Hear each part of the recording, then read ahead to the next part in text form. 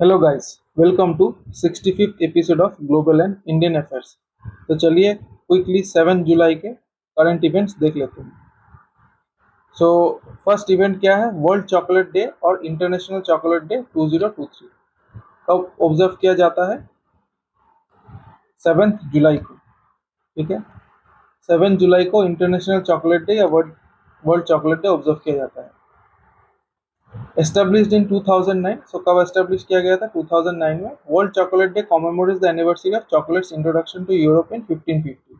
सो Europe में chocolate first time introduce हुआ था 1550 में। ठीक है, उससे पहले जो है ये बेसिकली मिलता था साउथ एंड सेंट्रल अमेरिका जैसे मेक्सिको रीजन में। ठीक है, सो वहाँ से ही यूरोप में लाया गया। ठीक है, because of its taste and जो भी एक्सोटिक नेचर है इसका। फिर यूरोप में आने के बाद क्या हुआ कि हर्नन कोर्टेस, ठीक है, जो कि एक स्पेनिश एक्सप्लोरर थे, उन्होंने इसमें सुगर, वेनिला, सिनामोन मिला के इसका टेस्ट जो है थोड़ा सा डिफरेंट कर दिया। ठीक है, एंड 1800s में सॉलिड चॉकलेट जो है वो काफ़ी पॉपुलर हो चुका था यूरोप में।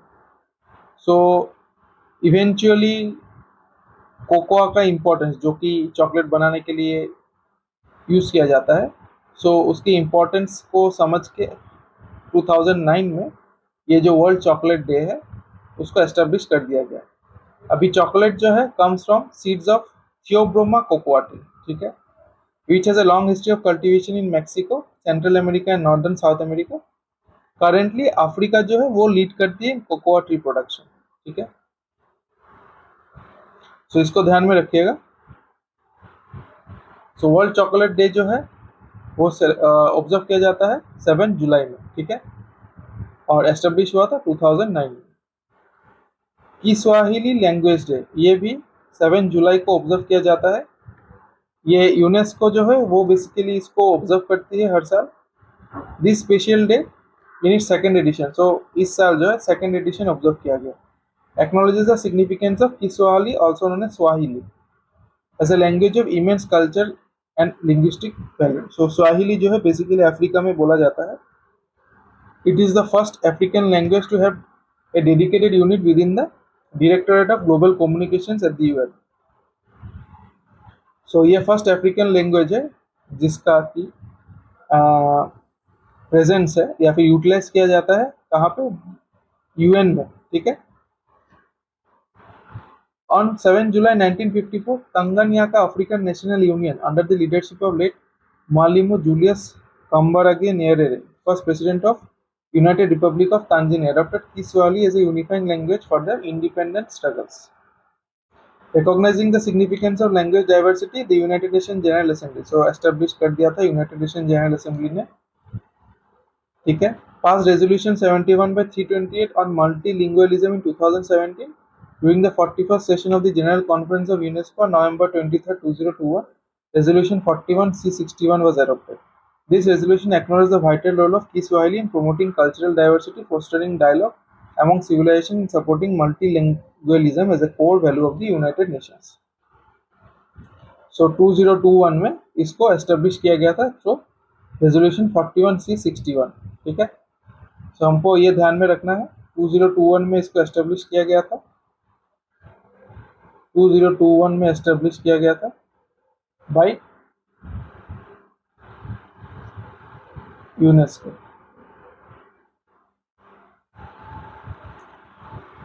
थीम क्या है इस साल का? थीम है unleashing Kiswahili's potential in the digital era. ठीक है, इसको थोड़ा सा ध्यान में रखिएगा। बाकी हमको क्या याद रखना है डेफिनेटली, किस्वाहिली लैंग्वेज डे कब ऑब्जर्व किया जाता है? जुलाई 7। ठीक है, चलते हैं नेक्स्ट इवेंट पे। Punjab national bank announce the launch of A virtual branch PNB metaverse. तो पंजाब नेशनल बैंक ने लॉन्च कर दिया है वर्चुअल ब्रांच जिसका नाम है पीएनबी मेटावर्स। ठीक है, सो इस वर्चुअल ब्रांच में आपको एक यूनिक एक्सपीरियंस मिलेगा जहाँ पे bank products, services, bank deposits, ठीक है, do it yourself, government flagship schemes के बारे में आपको जानकारी मिल सकता है वर्चुअली। ठीक है, सो इसको थोड़ा सा ध्यान में रखिएगा, बैंकिंग एग्जाम्स के लिए इंपॉर्टेंट है।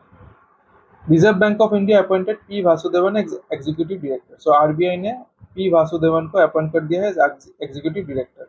सो इनका फोटो नहीं मिला मुझे, बिकॉज आरबीआई में क्या है कि 12 एग्जीक्यूटिव डायरेक्टर्स हैं, तो समझ ही सकते हैं कि इतना सारा एग्जीक्यूटिव डायरेक्टर्स है तो सबका मतलब थोड़ा सा अनइम्पॉर्टेंट रोल है compare to governor of RBI, ठीक है। तो फोटो मिल पाना थोड़ा मुश्किल है। एनीवे, आरबीआई में करंटली 12 एग्जीक्यूटिव डायरेक्टर्स हैं, उनमें से एक बन चुके हैं पी वासुदेवन।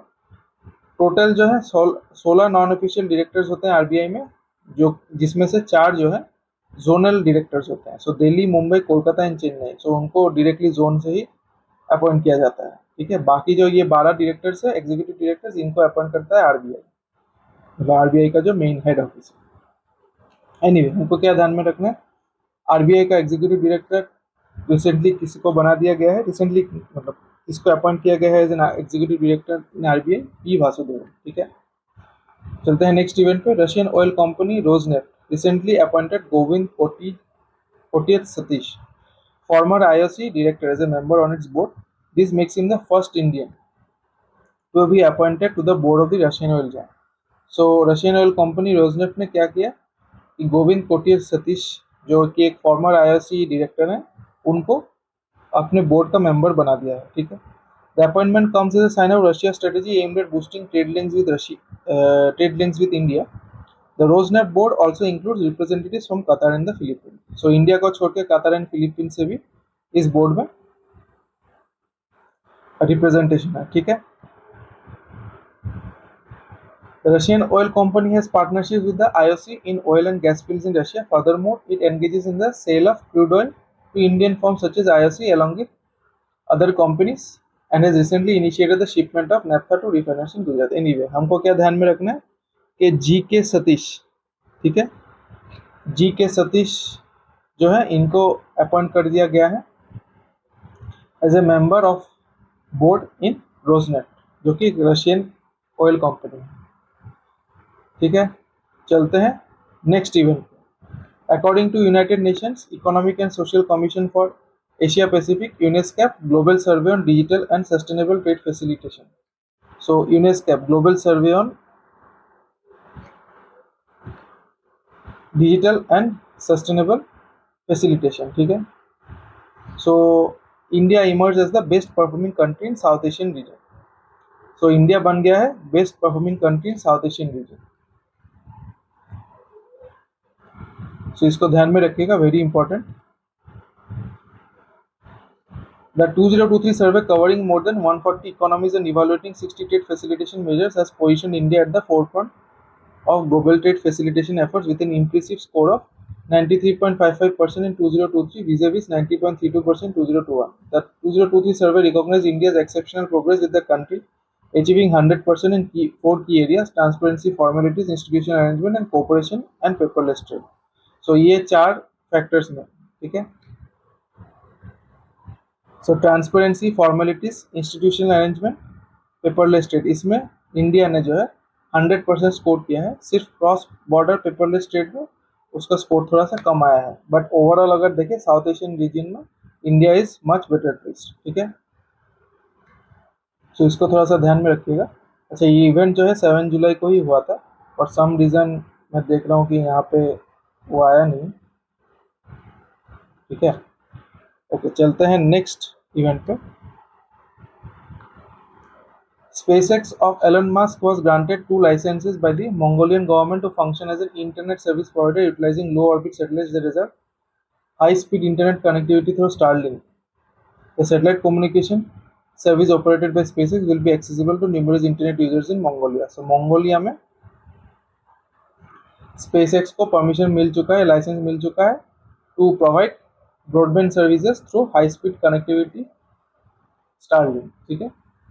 इसको थोड़ा सा ध्यान में रखिएगा, उतना खास इंपॉर्टेंट इवेंट नहीं है, बट फिर भी ध्यान में रख सकते हैं।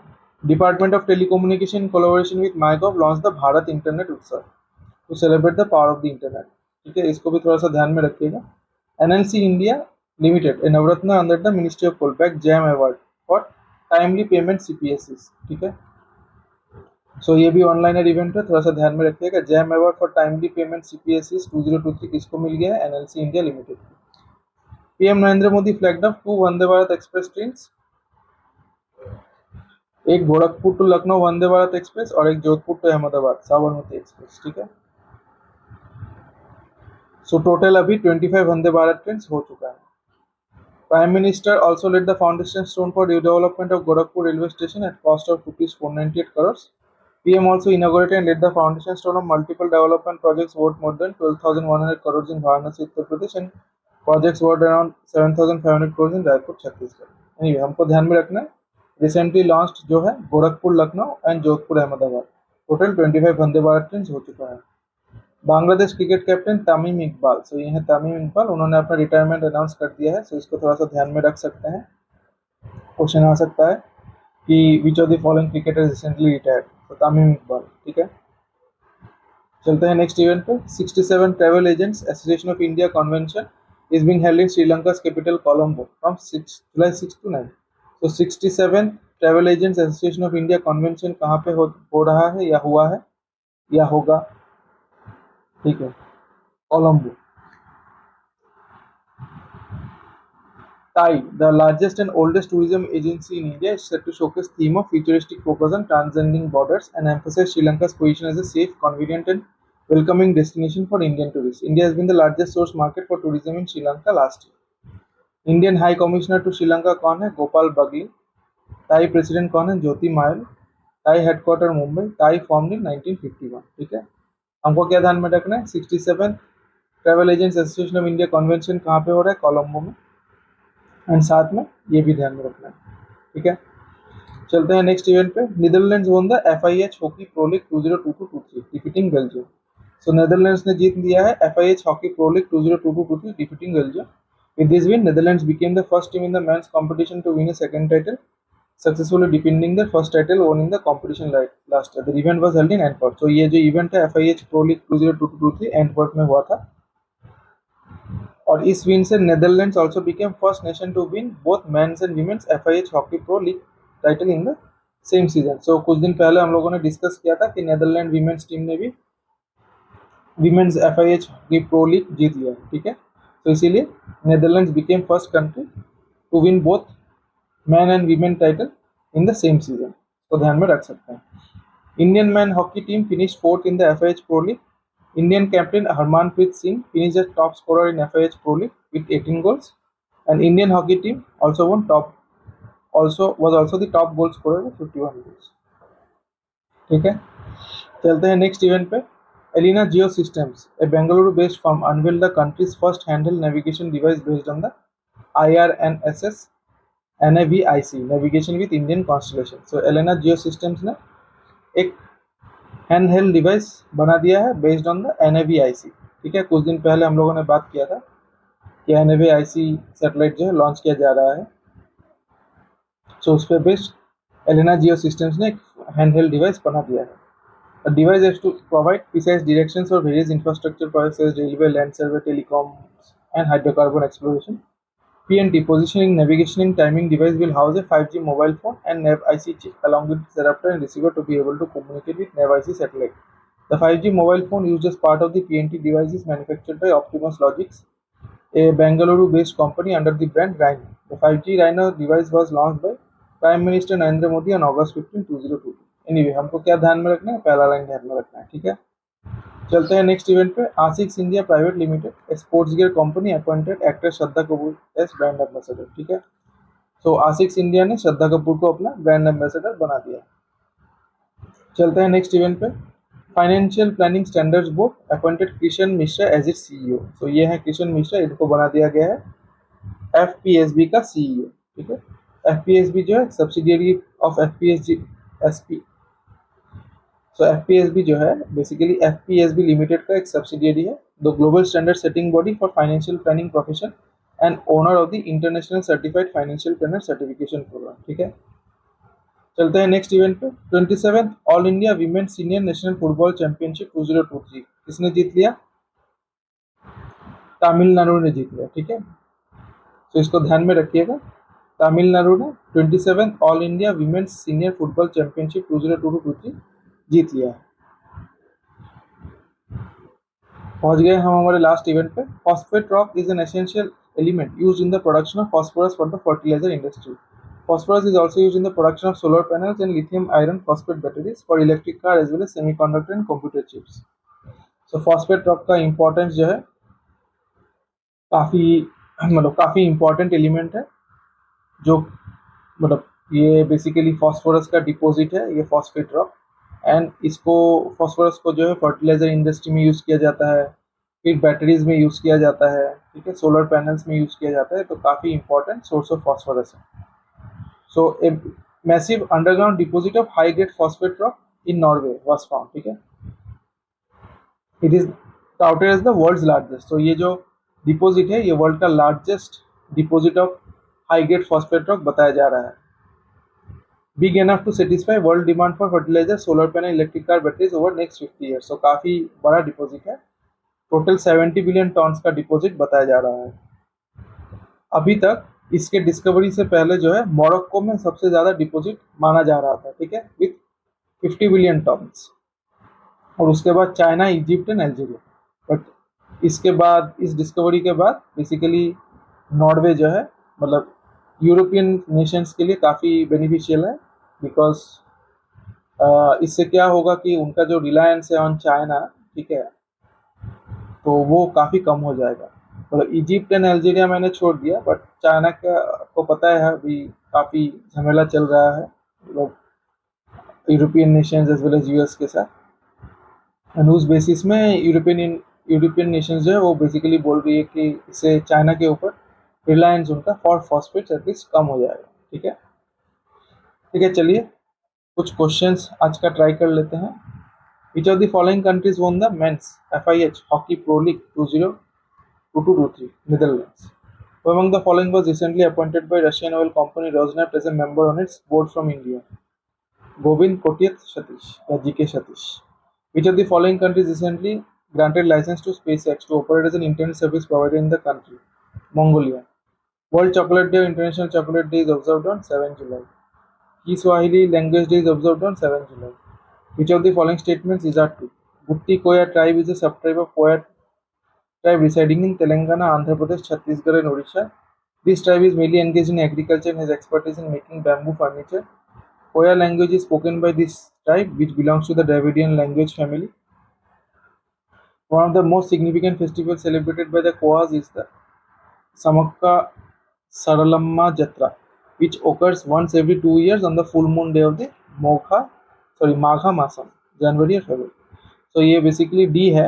इस इवेंट के बारे में हम लोगों ने डिस्कस नहीं किया, बट मैं डायरेक्टली इसको क्वेश्चन में इसलिए डाल दिया क्योंकि मैंने देखा कि एक इवेंट आया था, एक न्यूज़ आया था द हिंदू में, ठीक है, तो उसके बेसिस पे मैंने खाली जो भी इम्पोर्टेंट हमको ध्यान में रखना है कि गुट्टी कोया टाइप कौन से स्टेट्स में मौजूद है, ठीक है, या फिर उनका ऑक्यूपेशन क्या है, लैंग्वेज क्या बोलते हैं, वही पॉइंट्स मैंने डाल दिया है। सो ये 4 पॉइंट्स थोड़ा सा आप ध्यान में रख सकते हैं।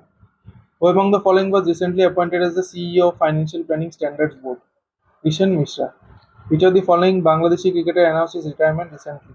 Tamim Iqbal. Punjab National Bank recently announced the launch of a virtual branch which is called PNB Metaverse. Who among the following was recently appointed as an executive director in RBI? P. Vasudevan. Which of the following firms recently developed India's first handheld navigation device based on the IRNSS Navice? Alina Geosystems. According to UNESCO Global Survey on Digital and Sustainable Trade Facilitation, which of the following countries emerged as the best performing country in South Asian region in global trade facilitation efforts? India. Which of the following campaigns was recently launched by DOT to celebrate the power of the internet? Bharat Internet Utsav. Which of the following companies recently won the GEM award in the category Timely Payment CPSS 2023? NLC India. Recently, Vande Bharat trains were launched in which of the following routes? Jodhpur Sabarmati, Gorakhpur Lucknow, Indore Bhopal में इससे पहले 23rd train जो था वो launch हुआ था। So all of the above, ठीक है। तो 27th all India women senior national football championship 2022-23 was वोन बाय तमिलनाडु। अच्छा, ये जो है वंदे भारत ट्रेन, सो आप सोचे होंगे इंदौर भोपाल भी मैंने डिस्कस नहीं किया, बट बोल दिया कि रिसेंटली लॉन्च हुआ था। तो ये मेरे जून में जो लॉन्च हुआ था, 3 ट्रेन लॉन्च हुआ था, सॉरी 3 नहीं 4 ट्रेन, ठीक है। 4 ट्रेन लॉन्च हुआ था, तो उसके बारे में हम लोगों ने जून के किसी एक एपिसोड में कवर किया था। अगर आप रेगुलरली मेरा वीडियोस फॉलो करेंगे तो आपको डेफिनेटली, मतलब आप डेफिनेटली अपडेटेड रहेंगे, ठीक है। मिस किया तो मिस हो जाएगा, तो इसलिए मेरे वीडियोस को रेगुलरली फॉलो कीजिएगा। Who among the following was recently appointed as the brand ambassador of sports gear company Asics India? Shraddha Kapoor. Recently, the world's largest underground deposit of high-grade phosphate was discovered in which of the following countries? Norway. How many Vande Bharat trains have been launched in India so far? 25. Travel Agents Association of India headquarters is located in Mumbai. तो guys आज के लिए इतना ही, मिलते हैं अगले episode में। आशा करता हूँ ये एपिसोड आपके लिए इंफॉर्मेटिव रहा होगा। अगर वीडियो अच्छा लगे तो डेफिनेटली लाइक कीजिएगा, चैनल को सब्सक्राइब कीजिएगा एंड अपने दोस्तों के साथ मेरे वीडियोस को डेफिनेटली शेयर कीजिएगा। अगर लगे कि मैंने कुछ गलत बोला है इस वीडियो में तो कमेंट करके बताइएगा। तो चलिए मिलते हैं अगले एपिसोड में। Good night and thank you.